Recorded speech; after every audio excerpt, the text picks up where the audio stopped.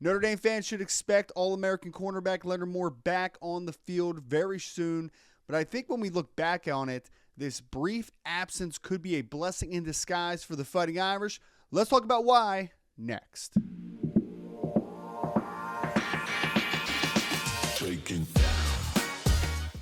Ryan Roberts from A to Z Sports, breaking down everything Notre Dame football. Folks, we are heading into another big week.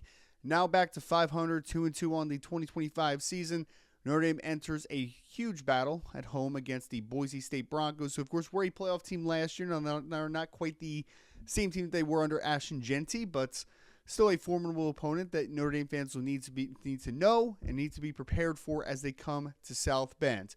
Wanted to talk briefly, because we got obviously a little bit of media availability with head coach Marcus Freeman this week.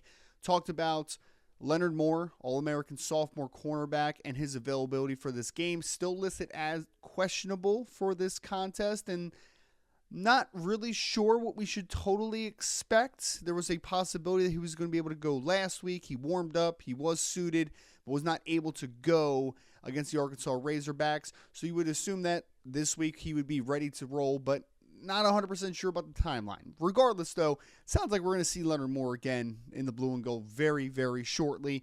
But I really kind of look back on this and you never want to have anybody get injured, obviously, especially a player that outside of maybe Jeremiah Love is arguably your best overall football player on the team. But I do think that there's going to be a little feeling of a blessing in disguise when we kind of look back on this injury to Leonard Moore. We got to see some of the younger cornerbacks get to play, and we'll focus mostly on true freshman Mark Zachary out of Ben Davis in the state of Indiana, who was Mr. Football in the state of Indiana, talented player, played corner, safety, wide receiver, was a really good basketball player for the school as well, talented youngster, 5'11", 175 pounds. We got to see him opposite of Christian Gray a lot. We also got to see, due to the absence of Devonta Smith, we got to see Dallas Golden in the secondary as well. So a couple of these younger defensive backs were able to play.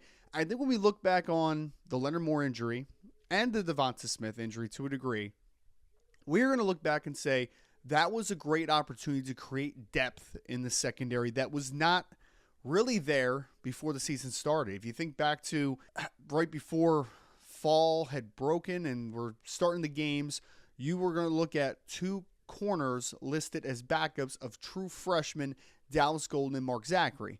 Now, while both players are extremely talented and gifted football players, it is a little bit unsettling for a team that had championship aspirations going into the year to have two freshmen starting or as the main backups to your starting corners, because as we know, injuries happen. These types of situations do happen, and throwing a true freshman to the fire in a high leverage situation can be a really bad situation to be in. But luckily, Leonard Moore, first and foremost, you missed two football games where you didn't really end up needing him, obviously, right? You destroyed Purdue, at least offensively, and then you had your most complete victory of the season so far against Arkansas, 56-13. So you didn't need your All-American cornerback. It wasn't a high-leverage situation. It was not Texas A&M. It was not USC. It was not Miami. You had him against two opponents that Notre Dame was able to handle without Leonard Moore's services.